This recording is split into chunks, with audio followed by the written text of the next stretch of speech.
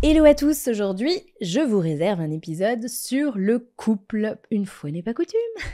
Je voulais vous parler d'un sujet qui change un petit peu. On parle beaucoup de la répartition des finances dans un couple et par finance on entend de la contribution de chacun aux dépenses communes.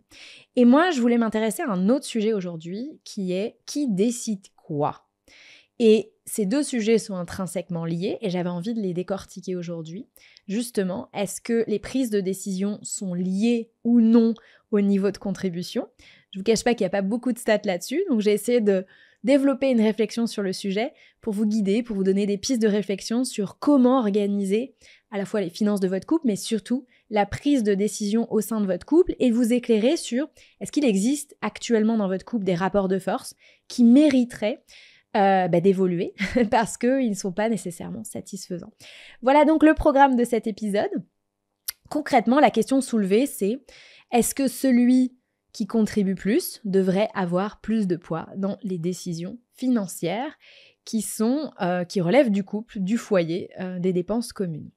Voilà un petit peu. J'annonce le programme. Alors, pour donner un petit peu de contexte, toujours quelques chiffres, j'étais assez surprise de découvrir qu'en France, il y a 2/3 des couples qui mettent en commun leurs revenus. Je trouve que ce chiffre est élevé. Alors, évidemment, il ne fait que baisser parce que c'est une pratique qui tend à, pas à disparaître parce que vous voyez, on en est loin quand même, mais qui tend à se raréfier, en tout cas chez certaines catégories de la population. Alors, qui continue encore à mettre majoritairement en commun leurs dépenses ? Alors, essentiellement, les couples mariés mettent davantage leurs finances en commun, les couples qui ont des enfants, les couples au sein duquel l'un des partenaires est inactif, ne travaille pas. Et on a aussi les couples de longue durée. Alors honnêtement, je pense que c'est presque très longue durée. Les gens qui sont en couple depuis très longtemps ont aussi plus tendance à mettre leurs finances en commun. Et enfin, les couples qui ont des faibles revenus, des plus faibles revenus, vont avoir aussi tendance à mettre davantage leurs revenus en commun. À l'inverse, les couples où les revenus sont davantage séparés sont souvent les couples qui ont les niveaux d'éducation les plus élevés et ou les revenus les plus élevés. Parce que dans la philosophie, l'idée, c'est de favoriser une plus grande autonomie financière individuelle au sein du couple. Et donc, ces couples-là optent de plus en plus pour la mise en commun, on va appeler ça partielle, des revenus, souvent sous la forme de il y a un compte joint et il y a des comptes séparés. Et des fois, même peu importe le statut matrimonial s'il y en a un.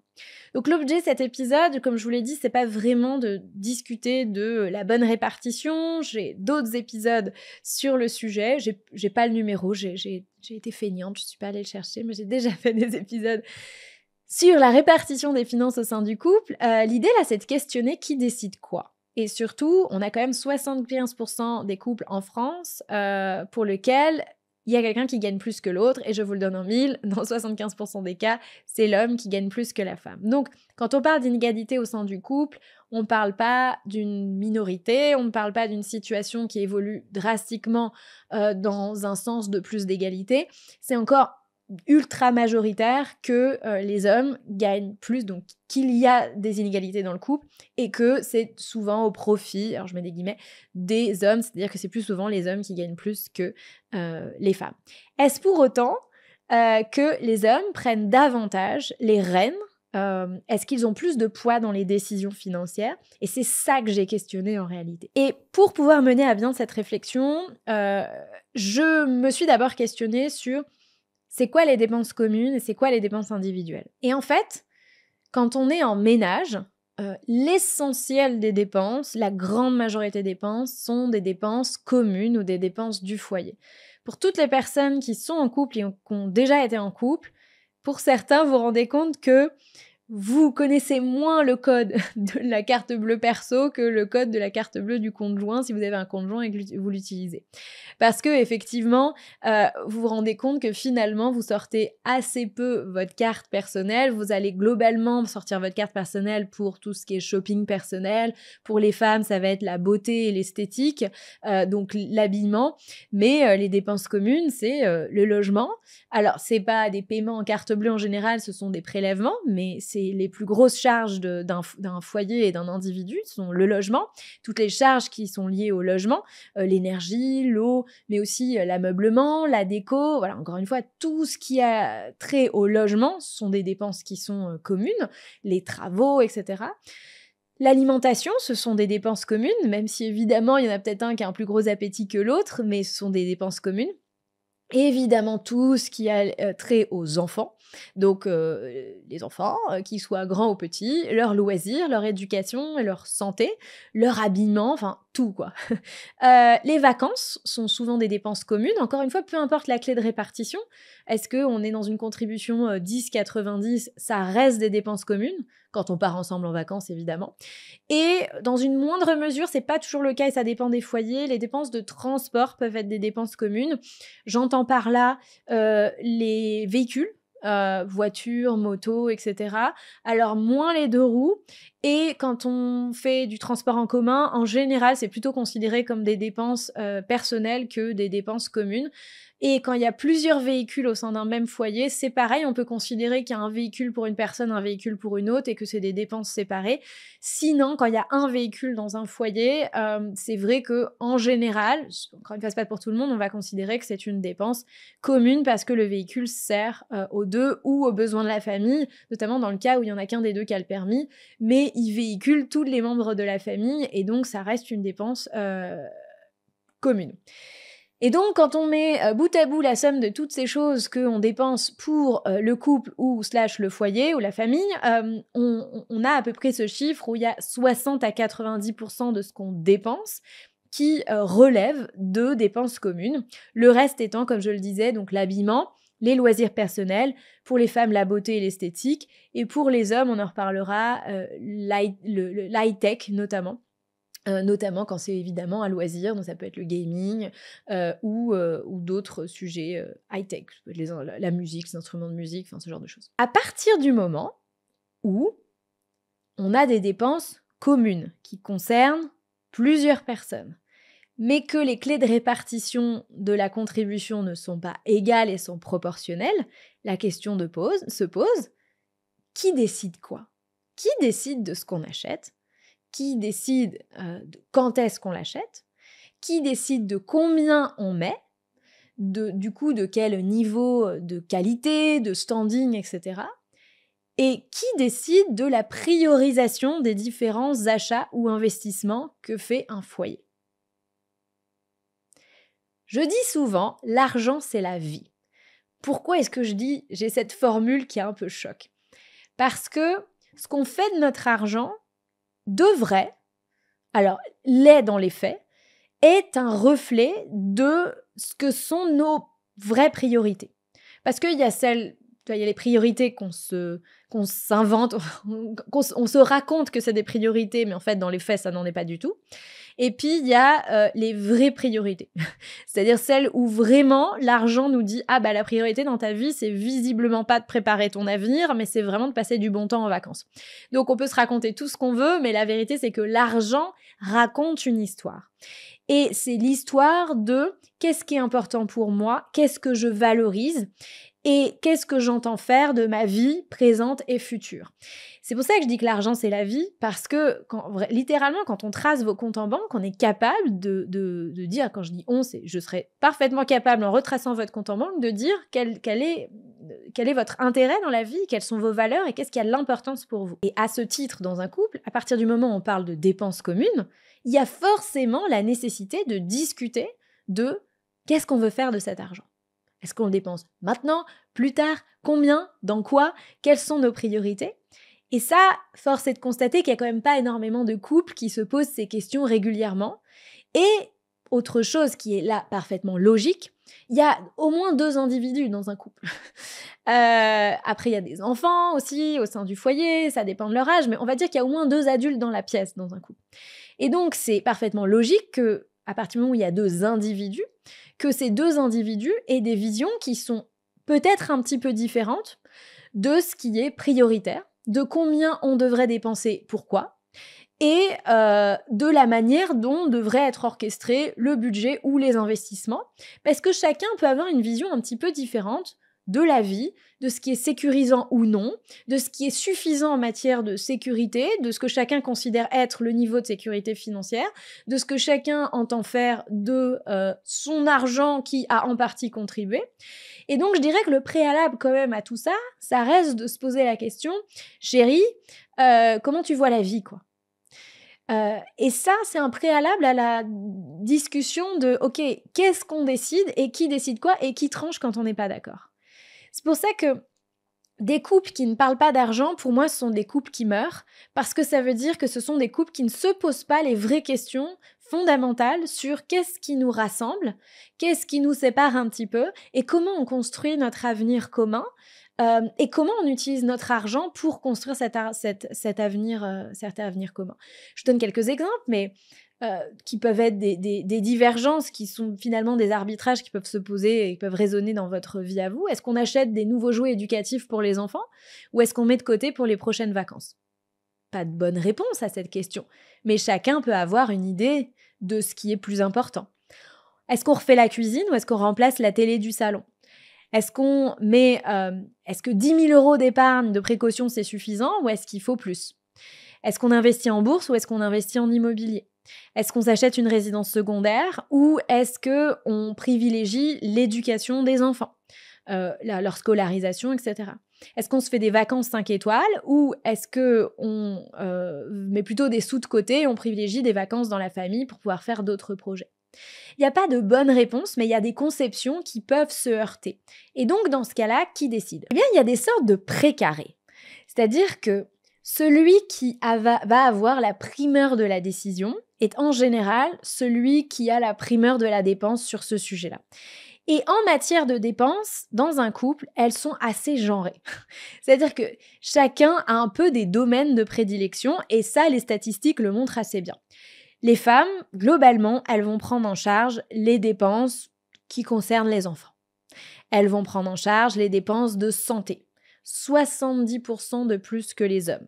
Les femmes prennent 70%, les femmes sont 70% plus nombreuses à prendre en charge les dépenses de santé par rapport aux hommes. Les femmes, c'est aussi les factures courantes. Donc, on a l'Internet, la téléphonie, les assurances, voilà, tout ce qui va concerner le récurrent pour lequel il faut faire un peu d'administratif. La responsabilité, on parle des enfants aussi, mais des animaux domestiques, statistiquement, c'est aussi de la responsabilité des femmes qui vont donc plus souvent aller chez le vétérinaire. Enfin, encore une fois, c'est tout ce qui va avec les animaux, quoi. L'alimentation, le soin, la santé. Et bizarrement, alors je ne m'attendais pas forcément à ce chiffre-là, mais les femmes s'occupent aussi davantage des impôts que les hommes. Un petit peu plus, elles sont 10% plus nombreuses à s'occuper des impôts que les hommes.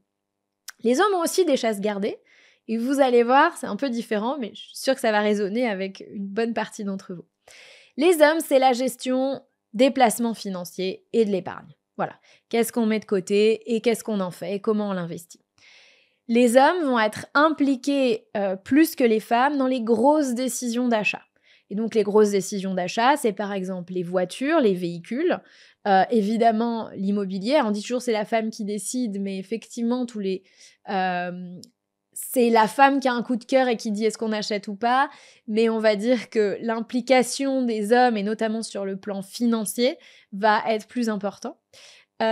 Ensuite, dans les gros achats, on a aussi les achats coûteux, hein, le high-tech va être plus souvent, donc qu'est-ce qu'on achète comme voiture, qu'est-ce qu'on achète comme... la voiture j'en ai parlé, mais la télé, l'électroménager. Alors typiquement l'électroménager, on va se retrouver dans des plus gros achats, et donc c'est pas forcément la femme seule qui conduit ce type d'achat. Donc on a les hommes, c'est l'épargne et l'investissement, les plus gros achats, les achats plus ponctuels, le divertissement. On va avoir plus souvent les hommes qui sortent la carte bleue quand il s'agit des restaurants, par exemple. Et donc, chacun a son précaré.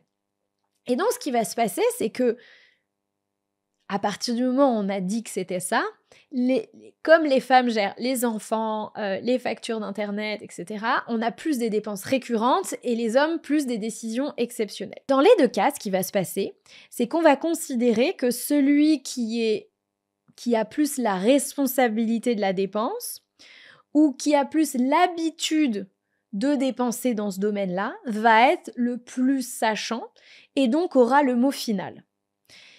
Et c'est là où, s'il n'y a pas de consensus fort au sein du couple, ça peut créer des dissensions. Typiquement, je trouve que tu dépenses trop là, ou je trouve que tu n'as pas la bonne vision de ce qui devrait être prioritaire. Et c'est pas faux, parce qu'à partir du moment où on s'intéresse que à certains domaines et pas aux autres, on n'a pas la vision globale de est-ce que l'argent serait mieux utilisé ailleurs. Et donc, c'est là qu'on a les comportements où, c'est sûr que c'était obligé de dépenser ça pour les enfants à Noël, ah ouais, mais t'étais sûr qu'on était obligé de changer la télé, quoi, ou d'upgrader la voiture. Ce que ça sous-entend, c'est que celui qui a la responsabilité de cette dépense peut aussi beaucoup plus facilement avoir le mot final. Il a la responsabilité de s'informer, il décide des budgets, il décide de quoi, de comment, de où. Combien d'hommes ne savent pas ce qui est offert à leurs enfants pour Noël ou pour leurs anniversaires, tout simplement parce que c'est madame qui prend à la fois la responsabilité de trouver l'idée, de décider du budget et de faire l'achat. Et donc, c'est normal qu'on délègue des choses au sein d'un foyer, parce qu'on ne peut pas tout gérer à deux. On ne peut pas tous les deux avoir le même niveau d'investissement dans les finances, à la fois du quotidien et un peu plus exceptionnel. Et je trouve ça normal qu'on délègue les choses et que s'instaure une certaine forme de complémentarité. Le problème, c'est quand cette complémentarité bascule vers la dépossession. Et que sous prétexte que c'est moi qui achète toujours pour les enfants, tu n'as pas ton mot à dire. Et donc, c'est moi qui décide que je vais leur offrir ça, que ce sera tant comme budget. Et ça peut se terminer un petit peu en crise, en petite guéguerre de oui, mais alors si t'es pas content, t'avais qu'à le faire ou t'avais qu'à t'en occuper. Et ça, c'est pas une façon de régler les conflits, parce que ce qui va se passer, c'est qu'il y en a un qui va fermer sa gueule, et en fait, c'est pas constructif. Donc, quand l'un décide et l'autre doit s'exécuter, c'est problématique. C'est problématique, premièrement, parce que l'un ou l'autre ne se sent pas libre d'exprimer son opinion, quand bien même il serait pas leader sur le sujet ou le principal soit contributeur, soit dépensier sur ce sujet-là dans le couple. Donc typiquement, si t'es pas content, t'avais qu'à le faire. Oui, mais alors moi j'aurais pas dépensé autant pour les cadeaux. Oui, t'avais qu'à le faire, voilà. Ou remettre en question une décision. Donc je suis pas sûre qu'on ait besoin d'une nouvelle voiture pour l'arrivée du second enfant. Oui, mais tu comprends, celle qu'on a, elle est pas assez comme ci, elle a pas assez cela, elle a pas cette fonctionnalité et c'est ultra important pour la sécurité de nos enfants. Ah, ok, d'accord. Bon, donc je me tais. Voilà. Ou alors, sous forme de reproche, si ça tenait qu'à moi, on serait parti ailleurs en vacances ou sur un truc moins coûteux. Et encore une fois, c'est du ressentiment, t'avais qu'à t'en occuper, etc. Ce que ça révèle, c'est déjà un cruel manque de communication au sein du couple sur la vision de ce qui est acceptable par l'un et par l'autre. Et c'est pas parce que vous avez la carte bleue et que vous avez les commandes de ce qu'on achète au supermarché ou ce qu'on dépense pour les vêtements des gamins, ou c'est pas parce que c'est vous qui payez la cantine que vous avez droit de vie et de mort sur toutes les décisions du couple, et l'autre a le droit aussi de vouloir être informé, de challenger et de partager une vision qui est différente. Donc c'est problématique quand on en arrive à ce stade-là. Deuxièmement, c'est problématique quand l'un ou l'autre impose sa décision parce que il ou elle se sent ou se dit sachant sur le sujet juste parce que par habitude c'est lui qui s'en occupe. Typiquement, je pense que c'est un bon investissement. Ok, d'accord bébé, je m'y connais moins que toi, mais j'aimerais bien essayer de comprendre parce que j'ai un petit doute, je suis pas sûre, etc. Et que l'autre répond, t'inquiète bébé, je gère, quoi. Non, il y en a une qui a besoin de comprendre et il y en a une qui pense que c'est juste un manque de confiance. Et c'est pas ça le sujet. C'est pas parce que la personne vous fait pas confiance, c'est parce que elle a besoin de se sentir en pleine possession de la décision aussi. Sinon, elle se sent totalement dépossédée de la décision. Et quand on parle de sommes d'argent qui sont importantes, c'est important que chacun prenne la responsabilité de la décision. Et si vous ne communiquez pas sur « Ok, donc pourquoi cette décision ?» Chérie, voilà, je me suis informée, je t'explique, etc. Et que vous pensez que c'est un manque de confiance que l'autre exprime sur votre précaré, c'est problématique. Autre exemple, j'aimerais bien prendre cette formation. Alors ça, c'est un exemple que je connais bien. Chérie, j'aimerais bien me former à l'investissement, apprendre des choses. Pourquoi tu veux faire ça ? C'est moi qui m'en occupe depuis la nuit des temps. De toute façon, ça marche très bien, etc. Donc ça, non, c'est problématique. C'est pas parce qu'il y en a un des deux qui se sent sachant qu'il doit imposer à l'autre. Au contraire, il doit faire participer l'autre qui exprime juste un besoin de comprendre et d'être partie prenante des décisions. J'aimerais qu'on achète une nouvelle télé. Ah bon, mais pourquoi un modèle aussi cher? Oh, bah c'est parce que c'est de la qualité, tais-toi, de toute façon, t'y connais rien. Là, encore une fois, la personne dit, bah j'ai besoin d'être sûre qu'on prend la meilleure décision, de comprendre. Est-ce qu'on peut en parler? Et l'autre se braque. Et ça, c'est pas OK. Mais il y a un sujet sensible aussi, c'est celui des enfants.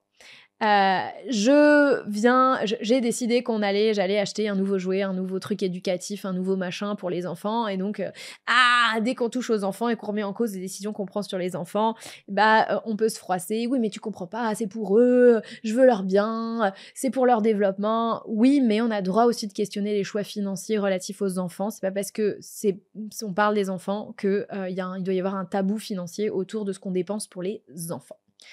Et enfin, pour moi, le troisième sujet problématique, c'est quand l'un ou l'autre impose sa décision parce qu'il contribue davantage. C'est probablement l'effet le plus pervers, je trouve. C'est je ne t'impose pas une décision parce que je suis plus sachant que toi sur le sujet, mais je t'impose une décision parce que c'est moi qui paye. Voilà. Donc, t'as pas ton mot à dire sur une dépense qui a priori est commune, comme où est-ce qu'on part en vacances. C'est moi qui ai de l'argent bébé. On n'ira pas au camping, on ira dans un hôtel 5 étoiles. Et ça aussi, c'est problématique. C'est problématique parce qu'on fait vie commune. Et c'est pas parce qu'on paye plus qu'on doit imposer les choix à l'autre. Parce qu'on arrive à un point où ça dépossède l'autre de pouvoir exprimer un jugement. C'est-à-dire, je n'existe plus dans le couple, mon opinion n'a plus d'intérêt parce que je gagne moins que toi. Et ça, non, c'est pas OK. La façon dont on décore la maison. OK, j'ai pas mon mot à dire parce que je gagne moins. J'ai pas mon mot à dire sur la voiture qu'on achète. J'ai pas mon mot à dire sur où est-ce qu'on part en vacances. J'ai pas mon mot à dire sur comment on remplit le frigo. J'ai mon mot à dire sur rien parce que je contribue moins. C'est ça le sujet en fait. Alors si je peux m'exprimer sur les enfants et comment je les habille, les trucs de nana quoi. Mais oui, je le dis de manière sexiste parce que dans les faits, je vous ai dit, en 75% des couples dans lesquels l'homme gagne plus que la femme. Et je ne dis pas que dans 75% des couples, l'homme impose ses décisions parce qu'il gagne plus. Je dis que dans certains couples, ça doit forcément exister, ou ça existe pour certaines décisions et pas pour toutes, mais je dis que c'est problématique, vous devez en prendre conscience, parce qu'on ne peut pas exercer soit un veto, soit diriger les décisions sous prétexte qu'on contribue plus, parce que sinon il n'y a pas de fin à ça en fait. Dans la mesure où on gagne plus, on contribue forcément plus, et donc ça nous donne une forme d'ascendant sur l'autre qui pourrait être considérée comme une violence financière. Je crois que c'est le nom que ça porte maintenant. Peut-être que le mot est fait un petit peu peur, mais oui. Et donc, comme exemple, moi je bosse dur, chérie.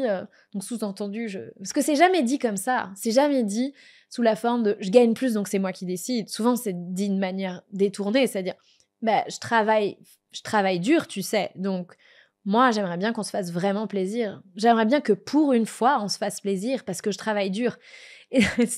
Et donc après, ça veut dire acheter ce truc qui nous fait plaisir, ça veut dire se faire plaisir sur une voiture, sur des vacances, peu importe. Mais c'est toujours sous-entendu.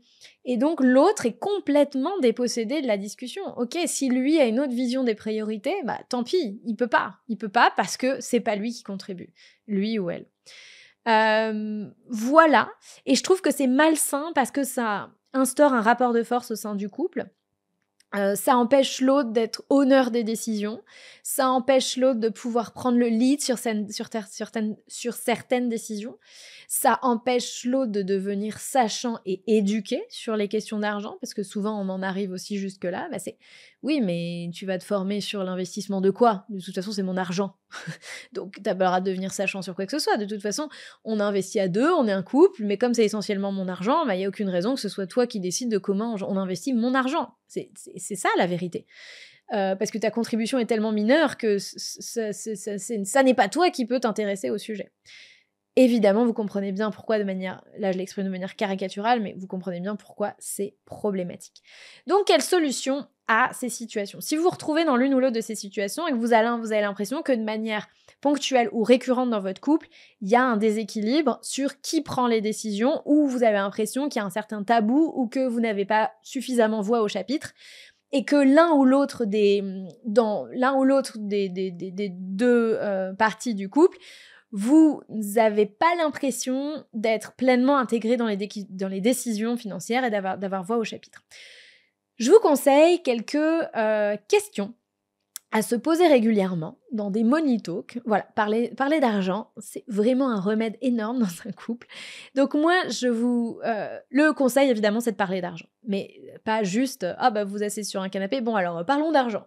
Vous n'allez pas savoir quoi dire, donc je vais vous donner une petite liste de questions et je vous invite à les noter parce que elles sont particulièrement intéressantes, je trouve. Moi, je vous conseille une fois par mois de vous mettre 30 minutes, 1 heure dans l'agenda avec un petit apéro, un truc sympa, pour parler d'argent, et vous allez voir, les questions sont sympathiques et ça vous amène encore une fois à clarifier plutôt votre vision commune de la vie que vraiment on n'est pas là pour compter des centimes, quoi. La première question que vous pouvez vous poser, c'est: est-ce que notre train de vie reflète bien nos priorités et nos valeurs? Est-ce que en ce moment, c'est aligné? Voilà, et chacun doit exprimer son point de vue. Deuxième question, est-ce qu'on a la même définition de la sécurité financière et de la réussite, de ce que c'est de réussir? Troisième question, a-t-on le même rapport au risque l'un et l'autre dans nos décisions financières? Et sinon, comment on peut trouver un équilibre commun? Quatrième question, sommes-nous toujours satisfaits de notre façon de gérer les dépenses communes? Est-ce que l'un d'entre nous a des griefs à exprimer? Et cinquième question, là je me suis arrêtée à 5 parce que sinon on peut avoir des listes beaucoup plus longues. Y a-t-il des catégories de dépenses où l'un de nous se sent frustré ou incompris? Celle-là, elle est évidemment essentielle et elle permet d'aller au cœur du sujet qu'on a traité aujourd'hui. Déjà, si chaque mois vous faites un petit meeting et vous vous posez ces 5 questions-là, je vous promets que vous allez avoir des discussions ultra riches. Le but, c'est évidemment pas d'être d'accord sur tout. Le but, c'est de comprendre et d'identifier là où l'un a le dessus sur l'autre en matière de prise de décision et que peut-être ça nécessite un petit ou un gros rééquilibrage.